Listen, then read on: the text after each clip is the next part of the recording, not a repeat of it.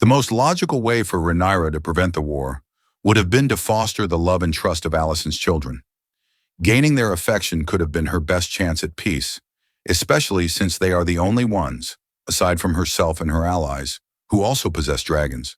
What puzzles me is the approach of Rhaenyra and her faction, including figures like Corlys and Daemon. It's hard to believe that among all their intelligence and strategic minds, none considered the value of building a friendship with Alicent's children, the only formidable adversaries with dragons at their disposal. Instead, they fixated on Alicent, Otto, the Hightowers, and the Lannisters. While those houses have significant armies and political influence, none of that holds much weight against dragons. If I were Rhaenyra, I would do anything to earn favor with those kids. I would be the most loving sister in Westerosi history. I would spoil them rotten and always be there when they need someone, no matter what. In fact, I would love them so much that even Alicent would get annoyed with me, because I would be such a good sister that I would make her feel like she's not doing enough as a mother. I know some may say that Alicent would never allow that, and while it's true that in the book Alicent and Rhaenyra don't like each other, I would still care for her children. Even if Alicent tried to stop me, I would just find a way around her. She couldn't possibly be with every single one of them all the time. If she was spending time with Helaena, I would hang out with Aegon. If she was with Aegon, I would go watch Aemond practice. Better yet, send Daemon to practice with Aemond. Considering how strong of a bond Criston Cole has built with Aemond, imagine how much stronger of a bond Daemon could develop with him.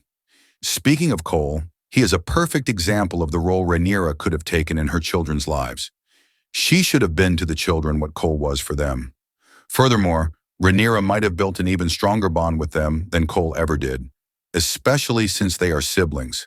And Alicent can't order Rhaenyra to stay away from her children. Viserys would never allow that. She could have forged a bond with each and every one of them that not even Alicent could break. Aegon was already hesitant about taking the throne. Imagine if he and Rhaenyra had a strong sibling bond. Chances are he wouldn't have taken the crown, and the idea of Rhaenyra murdering his children would seem ridiculous to him. And if Rhaenyra had developed a strong bond with Aemond, he might have declined the throne as well. Of course, if she truly loved them, she would have ensured that Aemond was not bullied. But if he was still bullied and still lost his eye, she could have simply punished Luke. Perhaps she could have stripped Luke of his birthright or taken some other corrective action. Honestly, anything would have been better than threatening to torture the very boy whose eye your son had just taken, who also happens to be your brother. If Luke had been seriously punished for what he did, I think Aemond might have let it go. And if Aemond had let go of his grudge, the war would never have started. And if Rhaenyra just can't find it in her heart to love Alicent's children, she could at least pretend. Her love and affection does not have to be genuine for the children to experience it. At the end of the day, that's all that matters. How the children perceive your love, whether it's real or not. The truth is, no matter how you break it down, without the support of Alicent's children, the Green faction doesn't stand a chance. All the armies and political scheming in the world won't matter if you don't have dragons. That is how Rhaenyra could have possibly secured her throne, by simply showing her siblings that she cared for them.